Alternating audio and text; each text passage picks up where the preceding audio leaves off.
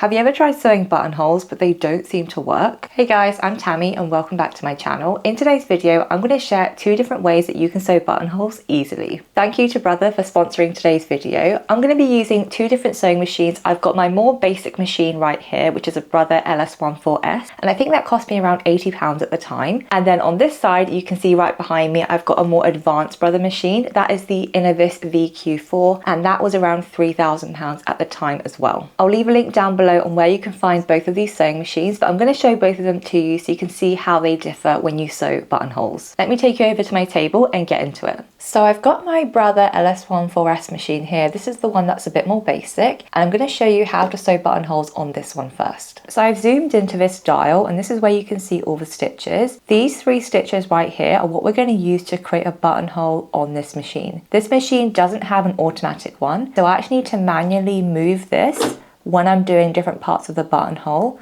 to make it go up, down and across. But we want to start in the middle, which is this one right here. It's called A and C. Now this Brother machine comes with this buttonhole foot, and this is what it looks like. It has a lever that you can slide up and down, and when we start off sewing the buttonhole, we want it to be down here. I have a small button right here, which I'm going to use to sew onto some scrap piece of fabric. And to calculate how long our buttonhole needs to be, you can place the button into the button guide like this. So you can see now it's actually sitting inside it. And if you move the lever up and down, you want to move it down so it's almost touching the button. So I can't go any further than that. So now we put the button into the buttonhole foot. We want to remember where this red line on this buttonhole guide stops in comparison to where this guide is on the left hand side. So that's telling us that we want the buttonhole to stop just after we get to the 3rd line. So write that down, or you can mark it onto your fabric, and we'll get ahead with sewing the buttonhole. Now the first thing we need to do is get rid of the foot that's already on the machine.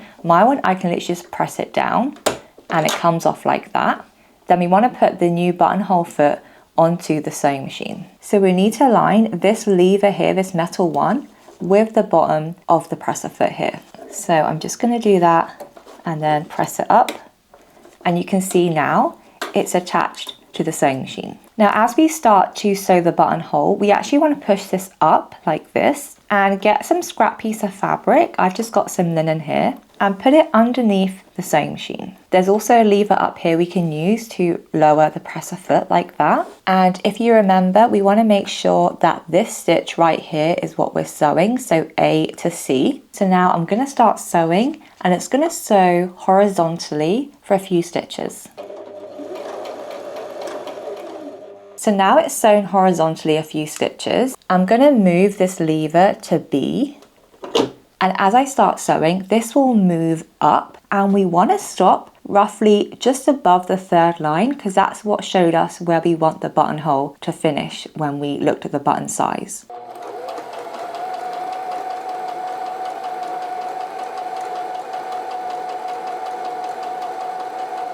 So I've just stopped about there. I did make it a bit taller because I wanted to make sure the button will definitely fit. Now we already went up. What we're going to do now is move it back to A and C, because you can see A makes a horizontal stitch at the bottom and C makes a horizontal stitch at the top, and that's what we need to do now.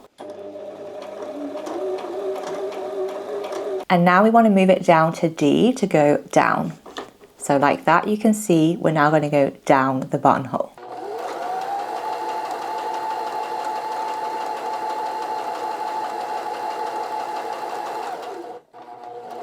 So now we've sewn our buttonhole, we can raise the presser foot like that and pull our button out.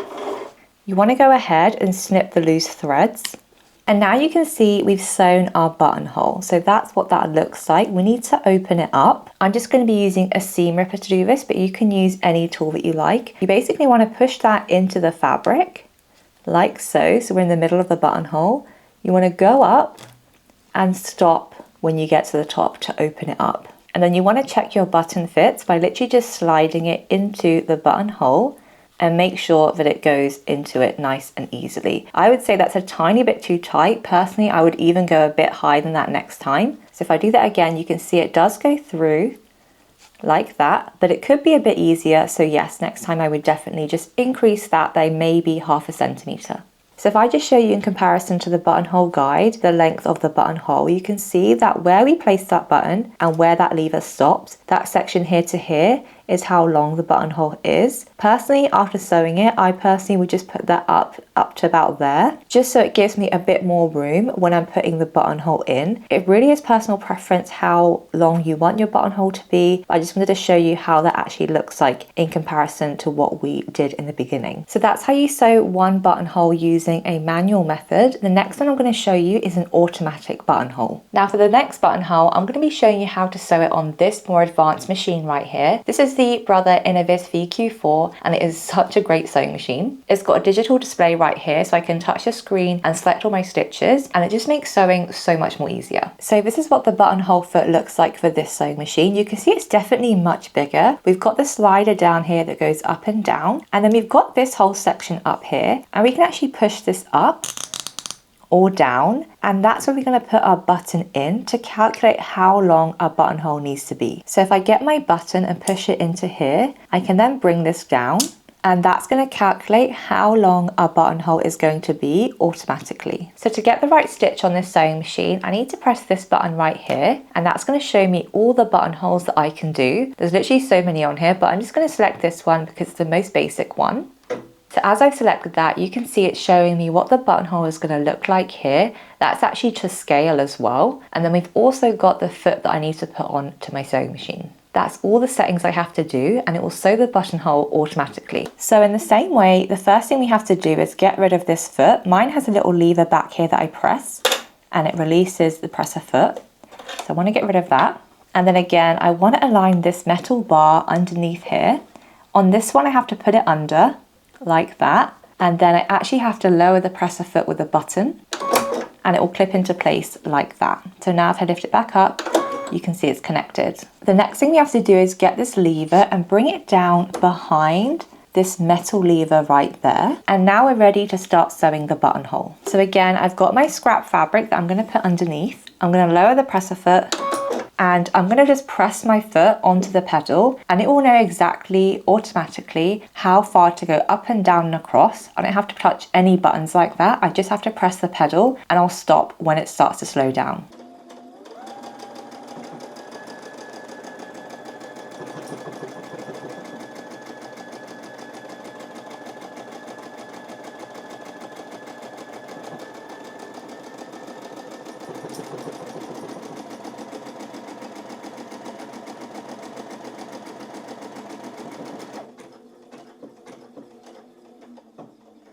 So I've pressed the pedal and it won't go anymore, which means it's fully finished. What I need to do now is cut the threads, and then I'm going to raise the presser foot and take the fabric out. So again, you want to cut any loose threads like that, and then I'm going to use my seam ripper to open the buttonhole up. And that is what that looks like. So again, if I get my button, this one you can see it's actually recommended to make it a bit bigger. So when you place it over, it's going to be much easier to slide through. So let's push that through.